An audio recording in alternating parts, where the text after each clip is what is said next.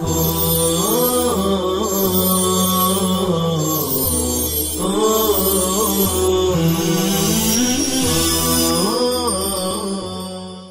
اللہ الرحمن الرحیم الحمدللہ رب العالمین الحمدللہ حمدا کثیرا طیبا مبارکا فی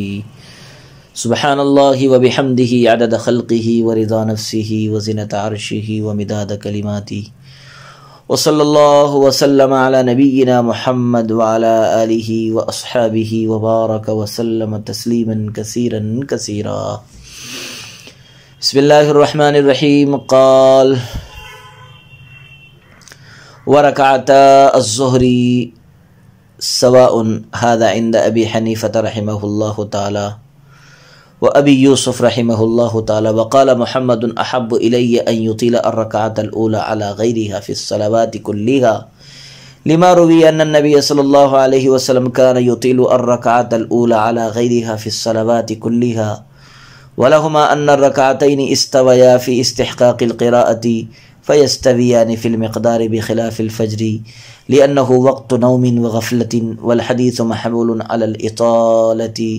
من حيث الثناء والتعوذ والتسمية، ولا معتبر بالزيادة والنقصان بما دون 3 آيات لعدم إمكان الاحتراز عنه من غير حرج۔ فرماتے ہیں کہ ظہر کی دونوں رکعتیں برابر ہیں اور یہ حکم حضرات شیخین کے یہاں ہیں، اور امام محمد رحمہ اللہ تعالیٰ فرماتے ہیں کہ پہلی رکعت کو دوسری رکعت سے لمبی کرنا تمام نمازوں میں میرے نزدیک پسندیدہ ہے، اس دلیل کی وجہ سے جو مروی ہے کہ آپ صلی اللہ علیہ وسلم نمازوں میں پہلی رکعت کو دوسری رکعت سے لمبی کیا کرتے تھے۔ حضرات شیخین کی دلیل یہ ہے کہ استحقاق قراءت میں دونوں رکعتیں برابر ہیں، لہذا مقدار کے سلسلے میں بھی دونوں برابر ہوگی، برخلاف فجر کے، کیونکہ وہ سونے اور غفلت میں پڑے رہنے کا وقت ہے، اور حدیث ثنا، تعوذ اور تسمیہ کے اعتبار سے لمبی کرنے پر محمول ہے، اور 3 آیات سے کم مقدار میں کمی زیادتی کا کوئی اعتبار نہیں، کیونکہ حرج کے بغیر اس سے بچنا ممکن نہیں ہے۔ فجر کے علاوہ دیگر نمازوں میں پہلی رکعت کو دوسری رکعت سے طویل کرنے کا مسئلہ۔ صورت مسئلہ یہ ہے کہ فجر کے علاوہ اور نمازوں میں حضرات شیخین کے یہاں پہلی رکعت کو دوسری رکعت سے لمبی نہیں کیا جائے گا، اور دونوں رکعتیں مقدار میں برابر اور مساوی رہیں گی۔ اس کے برخلاف امام محمد کا مسلک یہ ہے کہ جس طرح فجر کی نماز میں پہلی رکعت دوسری رکعت سے طویل ہوتی ہے، اسی طرح تمام نمازوں میں یہی معمول ہوگا، اور پہلی رکعت دوسری رکعت سے طویل ہوگی۔ امام محمد کی دلیل یہ ہے کہ آپ صلی اللہ علیہ وسلم سے ہر نماز میں پہلی رکعت کو دوسری رکعت سے لمبی کرنا ثابت ہے، لہذا امت کے لیے بھی یہی عمل مسنون ہوگا کہ وہ تمام نمازوں میں پہلی رکعت کو دوسری رکعت سے طویل کرے۔ اس سلسلے میں حضرات شیخین کی دلیل یہ ہے کہ قرات نماز کا رکن ہے، اور جن 2 رکعتوں میں قرات کی جاتی ہے، یعنی پہلی اور دوسری رکعت، یہ دونوں استحقاق قرات میں برابر ہے، لہذا مقدار قرات میں بھی برابر ہوگی، اور جب مقدار قرات میں برابر ہوگی تو ظاہر ہے کہ پہلی رکعت کے دوسری رکعت سے طویل ہونے کا کوئی مطلب ہی نہیں ہے۔ البتہ فجر کی نماز میں پہلی اور دوسری رکعتیں مقدار قرات میں مختلف ہیں، اس لیے ان میں سے پہلی رکعت دوسری کے بالمقابل طویل ہوگی، کیونکہ فجر کا وقت سونے اور غفلت میں رہنے کا ہے، اس لیے فجر کی نماز میں پہلی رکعت دوسری رکعت سے طویل ہوگی تاکہ سویا ہوا شخص بھی بآسانی نماز پڑھ سکے اور جماعت میں شامل ہو سکے۔ والحدیث، اس کا حاصل یہ ہے کہ امام محمد نے تمام نمازوں میں پہلی رکعت کو طویل کرنے کے حوالے سے جو حدیث پیش کی ہے، اس کا جواب یہ ہے کہ حدیث پاک میں طوالت سے طوالت قراءت مراد نہیں ہے، یعنی اس وجہ سے پہلی رکعت طویل نہیں ہوتی تھی کہ آپ صلی اللہ علیہ وسلم اس میں دوسری رکعت کی بنسبت لمبی قرات کرتے تھے، بلکہ پہلی رکعت کی طوالت کا سبب یہ ہے کہ اس میں ثنا، تعوذ اور تسمیہ وغیرہ پڑھا جاتا ہے جو دوسری رکعت میں نہیں پڑھا جاتا، اس لیے اس وجہ سے پہلی رکعت دوسری رکعت سے طویل ہوتی تھی، لہذا اس کو لے کر مطلق استدلال کرنا اور عمدن قرات لمبی کرنا درست نہیں ہے۔ ولا معتبرہ، یہاں سے یہ بتانا مقصود ہے کہ دوسری رکعت کو پہلی رکعت سے لمبی کرنا بالاتفاق مکروہ ہے، لیکن یہ طوالت 1 یا 2 آیت زیادہ پڑھنے سے ثابت نہیں ہوگی۔ مثلا اگر کسی شخص نے پہلی رکعت میں 6 آیتیں پڑھی اور دوسری میں 7 یا 8 آیتیں پڑھی تو ظاہر ہے کہ دوسری رکعت میں 1 یا 2 آیت زیادہ ہے، مگر اس زیادتی کا کوئی اعتبار نہیں ہے، کیونکہ آپ صلی اللہ علیہ وسلم سے مغرب میں قل اعوذ برب الفلق اور پھر قل اعوذ برب الناس پڑھنا ثابت ہے، اور قل اعوذ برب الفلق کے مقابلے میں سورہ ناس میں 1 آیت زیادہ ہے، اس لیے 1-2 آیت کی کمی زیادتی سے کراہت نہیں ہوگی، کیونکہ حرج کے بغیر اس سے بچنا ناممکن ہے۔ والحرج مدفوع فی الشرع، ہاں اگر 3 یا اس سے زیادہ آیتیں پڑھتا ہے تو یہ مکروہ ہوگا۔ ولیس فی شیء من الصلوات قراءۃ سورۃ بعینها لا یجوز غیرها لإطلاق ما تلونا ويكره أن يوقت بشيء من القرآن بشيء من الصلوات لما فيه من حجر الباقي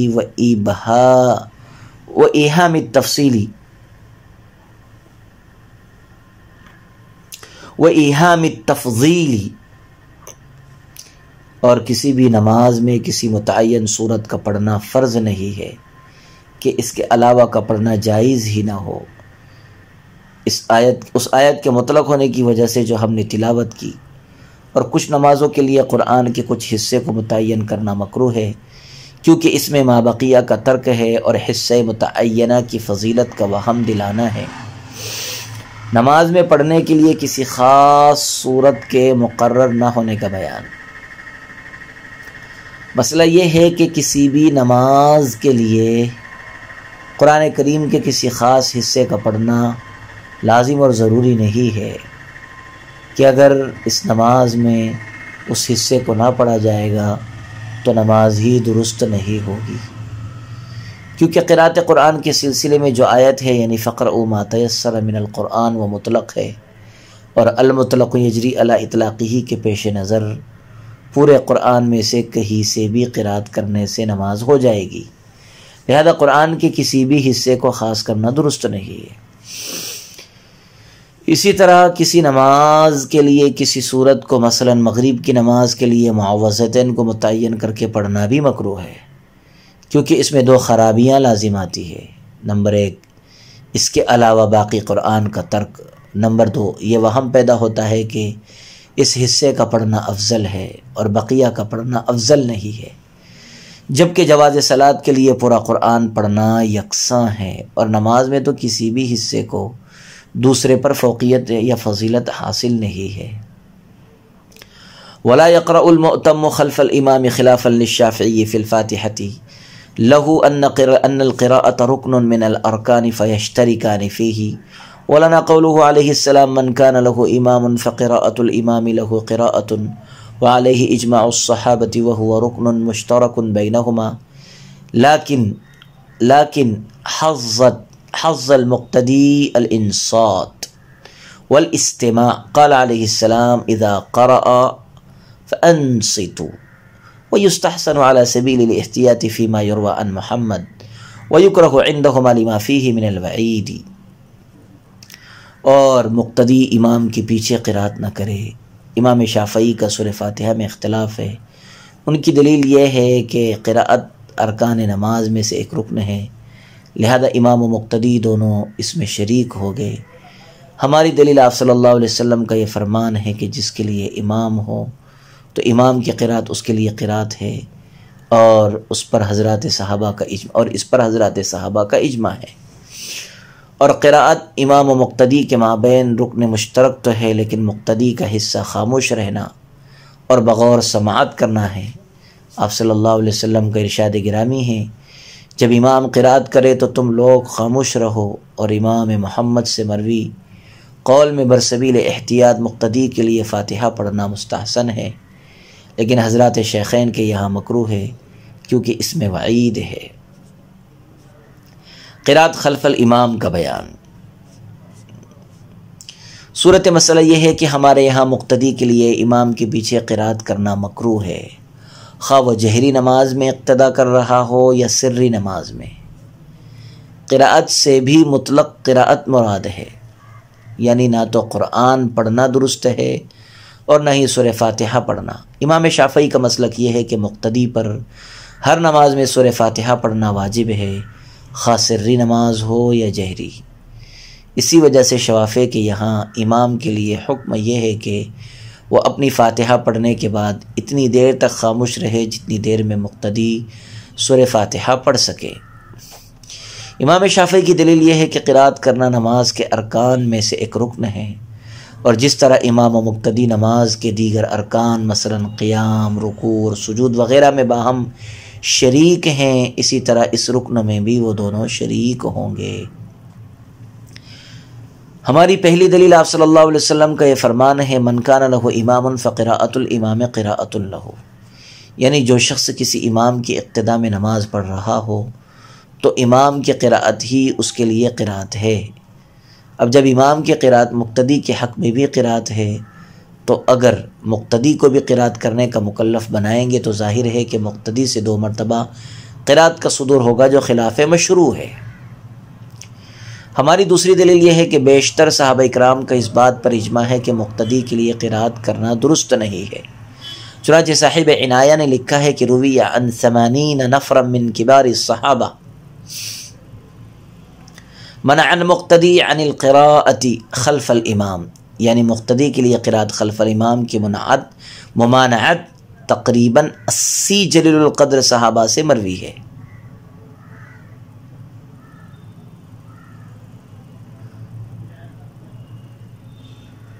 امام شعبی فرماتے ہیں کہ ادرکت 70 بدریا کلہم یمنعون المقتدی عن القراءۃ خلف الامام، میں نے 70 بدری صحابہ کو پایا، ان میں سے ہر ایک صحابی مقتدی کو قراءت خلف الامام سے منع فرماتے تھے۔ لہذا اس حوالے سے بھی یہ بات ثابت ہو گئی کہ مقتدی کے لیے قراءت خلف الامام کی اجازت نہیں ہے۔ وَهُوَ رُكْنٌ، امام شافعی نے قراءت کو رکن کہہ کر اس میں امام و مقتدی دونوں کو شامل کیا تھا۔ یہاں سے صاحب ہدایہ اس کی تردید کرتے ہوئے فرماتے ہیں کہ قراءت کا رکن ہونا ہمیں بصر و چشم تسلیم ہے، اور اس حوالے سے دیگر ارکان کی طرح اس رکن میں بھی مقتدی کو امام کے ساتھ شریک ہونا چاہیے، مگر ہمارے سامنے مجبوری یہ ہے کہ اس رکن میں امام و مقتدی کے درمیان تقسیم کار کر دی گئی ہے، اور امام کا وظیفہ پڑھنا اور مقتدی کا وظیفہ خاموش رہنا، اور امام کی قراءت کو بغور سماعت کرنا متعین کر دیا گیا ہے۔ چنانچہ خود قرآن کریم کا اعلان ہے وَإِذَا قُرِئَ الْقُرْآنُ فَأَنصِتُوا، جب قرآن پڑھا جائے تو خاموش رہو۔ آیت میں قراءت سے قراءت فی الصلاۃ مراد ہے۔ اس آیت سے وجہ استدلال بئی طور ہے کہ حضرت ابن عباس فرماتے ہیں کہ ان اصحاب رسول اللہ صلی اللہ علیہ وسلم لما قرأوا خلفہ فخلطوا علیہ القراءۃ فنزلت، یعنی جب صحابہ نے نماز میں آپ کے پیچھے کھڑے ہو کر قراءت کی اور آپ پر قراءت خلط ملط ہو گئی تو یہ آیت نازل ہوئی۔ اس سے معلوم ہوا کہ اس آیت کا تعلق نماز سے ہے، اور نماز میں مقتدیوں کو قراءت کرنے کی اجازت نہیں ہے۔ اس سلسلے کی دوسری دلیل وہ حدیث ہے جو حضرت ابو ہریرہ سے مروی ہے، انما جمع الامام لیؤتم به فاذا کبر فکبروا واذا قرأ فانصتوا، یعنی امام اسی لیے بنایا جاتا ہے کہ تاکہ اس کی اقتداء کی جائے، لہذا جب وہ تکبیر کہے تو تم بھی تکبیر کہو، اور جب وہ قراءت کرے تو تم بھی قراءت کرو۔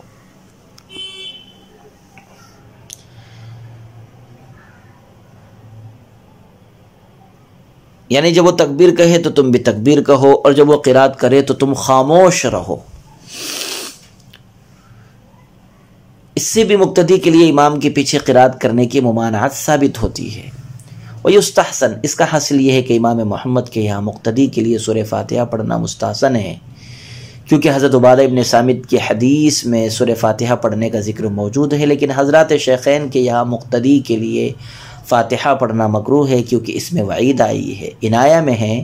آپ صلی اللہ علیہ وسلم نے فرمایا من قرأ خلف الامام ففی فیہ جمرۃ وقال قد اخطأ السنہ، یعنی جو شخص امام کے پیچھے رہ کر قرات کرے اس کے منہ میں چنگاری ہے، اور آپ نے فرمایا کہ اس نے سنت سے انحراف کیا۔ حضرت عمر رضی اللہ عنہ سے مروی ہے کہ انہوں نے فرمایا لیتا فی فم الذی یقرأ خلف الامام حجر وغیر ذالک، کاش امام کے پیچھے قرات کرنے والے کے منہ میں پتھر وغیرہ ہوتا اور وہ قرات نہ کر سکتا۔ ان وعیدوں کے پیش نظر حضرات شیخین کے یہاں قرات خلف الامام مکروہ ہے۔ علامہ ابن حمام نے لکھا ہے کہ صحیح یہ ہے کہ امام محمد بھی حضرات شیخین کے ہم خیال ہے، کیونکہ کتاب الآثار میں علقمہ ابن قیس کے حوالے سے مروی ہے کہ امام محمد نے جہری اور سری کسی بھی نماز میں کبھی بھی قرات خلف الامام نہیں کی ہے، اور جس شخص کا عمل اس کی روایت اور اس کے قول کے خلاف ہو تو اس کے عمل کو حجت اور دلیل جس شخص کا عمل اس کی روایت اور اس کے قول کے خلاف ہو تو اس کے عمل کو حجت اور دلیل نہیں بنایا جاتا ہے۔ وصلی اللہ وسلم علی نبینا محمد وعلی آلہ واصحابہ وبارک وسلم تسلیما کثیرا کثیرا۔